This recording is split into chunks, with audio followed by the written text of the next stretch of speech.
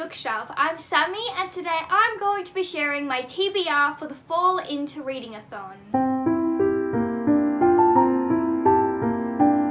If you don't know what the Fall Into Reading-A-Thon is, it's a readathon that is supposed to take place during the fall/autumn season. Where I live, it's actually spring, so we're just gonna have to use our imaginations. It's a week-long readathon starting from the 20th of September to the 26th of September. So as it's a readathon, it's pretty self-explanatory that during the week of the readathon, I have to try and read as many books as possible. But to make it a little more challenging, there are 6 prompts which I will be trying to fulfill. The rules for the prompts are quite flexible though, so you can either have one book for each prompt or have a book that fulfills multiple prompts. So I really want to fulfill every single prompt in the readathon, but I know that the likelihood of me reading 6 books in 7 days is very unlikely. So my strategy is that I've picked a book for all 6 prompts, but I have multiple books that span multiple prompts. So even if I don't read all 6 books, I can still tick off all of the prompts. So I'm going to go through each prompt and show you the book that I've chosen for that prompt, and then after that I'm going to double back and show you the books that fulfill multiple prompts. So the first prompt is School's in Session. Read the group book or buddy read a book. For this prompt, I've decided to read the group book, which is Perfect on Paper by Sophie Gonzales. From what I have gathered from the synopsis, this is about a girl named Darcy who runs an anonymous dating advice service at her school. But one day, a guy at her school discovers her secret identity and blackmails her into becoming his personal dating coach so that he can win back his ex-girlfriend. Darcy really does not want her identity to be brought to light, so she agrees. I really love the premise of this book. It seems like a really cutesy contemporary romance. The synopsis doesn't explicitly say it, but I'm pretty sure there is a love triangle. Our main character is bisexual and she is in love with her best friend Brooke, but I also have a feeling that Alexander, the boy who is blackmailing her, is also going to be a potential love interest. But obviously that all could be completely wrong or go in a completely different direction because obviously I haven't read the book yet. I also discovered that the author is actually Australian and she actually lives in the same city as me, so it makes me wonder if Perfect on Paper is set in Australia. The characters on the cover are wearing school uniforms, and in Australia in high school you wear a uniform, so I kind of really hope it's set in Australia because I feel like that'd be really cool. I've never actually read a YA book that's actually set in Australia, so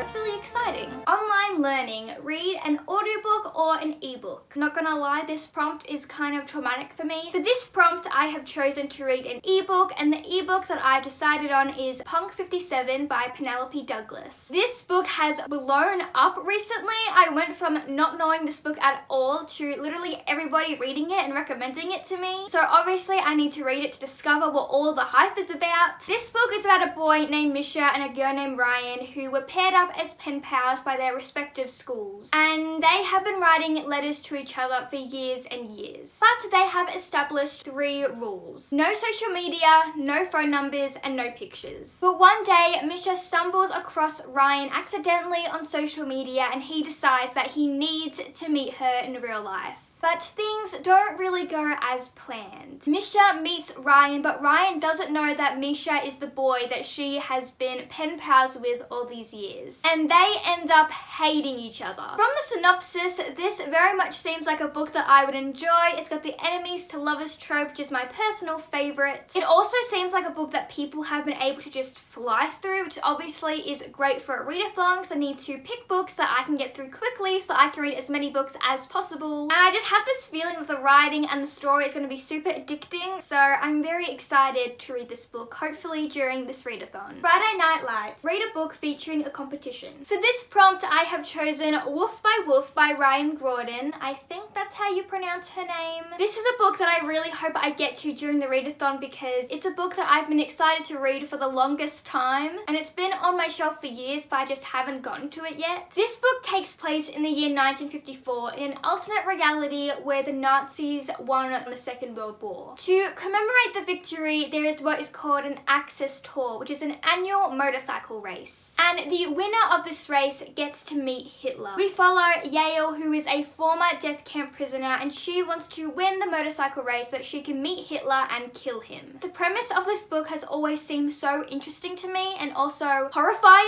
There are also some supernatural elements in this book, which I didn't realize till I reread the synopsis so that I could tell you what this book is about. So that makes me even more excited to delve into the story. Even if I don't end up getting to this book in the readathon, I'll probably end up reading it very soon after because I literally can't wait any longer to finally read this. Who wants candy corn? Read a book with white, yellow and or orange on the cover or in the title. I have chosen another book that I've been meaning to read for the longest time, and that is The Sun is Also a Star by Nicola Yoon. I read Everything by Nicola Yoon years and years ago when it first came out, and I really enjoyed it. And I bought The Sun is Also a Star right when it came out, meaning to read it straight away, but I just never got to it. But I've heard amazing things. This has also been adapted into a film, which of course I haven't watched yet because I want to read the book first, which honestly is the story of my life. I believe this is about a boy and a girl who meet in New York and they fall in love in one day. That's literally all I know about this book and all I really want to know, because I feel like with contemporaries, I really like to go in knowing next to nothing. I just feel like with contemporaries, everything is a spoiler. And of course, this fits the prompt because it has white and orange on the cover. Pumpkin spice lattes and apple picking. Read a book with a fruit or beverage on the cover or in the title. Now, this was a very tricky prompt for me to find a book for. Somehow, every book that has a beverage on the cover or a fruit on the cover I had already read, and I really didn't feel like reading Twilight for this readathon.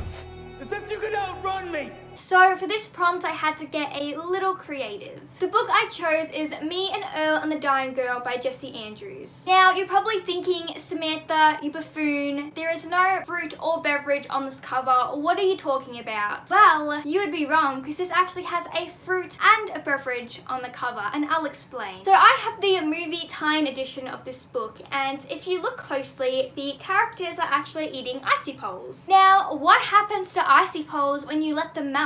They turn from a solid to a liquid because of science. And when it's a liquid, it is therefore now a beverage because you can just drink the icy pole. But it is also a fruit because there is red and blue on these icy poles, and you cannot tell me that those aren't raspberry and blueberry flavor. So this book does indeed have a beverage and a fruit on the cover. You just have to be smart. You have to think outside of the box. This book is about a boy named Greg and his best friend Earl, and they like to create movies. Greg's mother forces him to rekindle his friendship with his childhood friend Rachel because she has been recently diagnosed with leukemia. When Rachel stops treatment, Greg and Earl decide the best thing to do is create a movie for her, and they create the worst film ever made. But what Greg doesn't know is that this will be a huge turning point in his life. I'm really excited to read this book. This is another book that I've been meaning to read for ages. Of course, there's an adaptation out which I really want to watch, but I'm also really terrified to read this book because obviously it's probably going to be sad. So hopefully I will get to this book in the readathon. And last but not least, the final prompt is Beneath the Harvest Moon, unleash your inner beast. Read a paranormal book. Witches, ghosts, vampires, werewolves, etc. For the final prompt, I have chosen The Coldest Girl in Coldtown by Holly Black. And this book involves vampires. I'm the world's most dangerous predator. Now, I'm not gonna lie, this book embarrasses me just for the fact that I think I've had this book for 5 or 6 years and I still haven't read it. I think it's the oldest book that I haven't read on my bookshelf. And when you have a book for 6 years and you still have yet to read it, it's just embarrassing at this point. But I've been really keen to read this book recently because earlier this year I read the Folk of the Air trilogy, or also known as the Cruel Prince trilogy by Holly Black, and I really enjoyed it, so I've been really wanting to read Holly Black's other books. And this one seemed like a pretty good book to start with since I've had it on my shelf for 6 years. This book is about a girl named Tana who lives in this world where there are these walled cities called Coldtowns, and in them lives quarantined monsters. But after a devastating atrocity, Tana must travel to one of these Coldtowns to save her life and also the lives of the 2 other survivors of this incident. This book gives off very creepy vibes, which makes sense because I think this is actually technically a horror book, which should also be interesting because I don't really read a lot of horror books. I read a lot of thrillers, but not horror, so this very much intrigues me. So those are the books I've selected for each prompt, but now I'm going to double back and show you the books that cover multiple prompts. So the first book that covers multiple prompts is Perfect on Paper. I will be reading Perfect on Paper as an ebook, so this fulfills the prompt of reading an audiobook or an ebook. And the cover is also orange, so it also fulfills the candy corn prompt, reading a book with white, yellow, or orange on it. The other book that covers multiple prompts is Woof by Woof. One of the prompts being the candy corn prompt, read a book with white, yellow, or red on the cover. This book has red and yellow on the cover. It also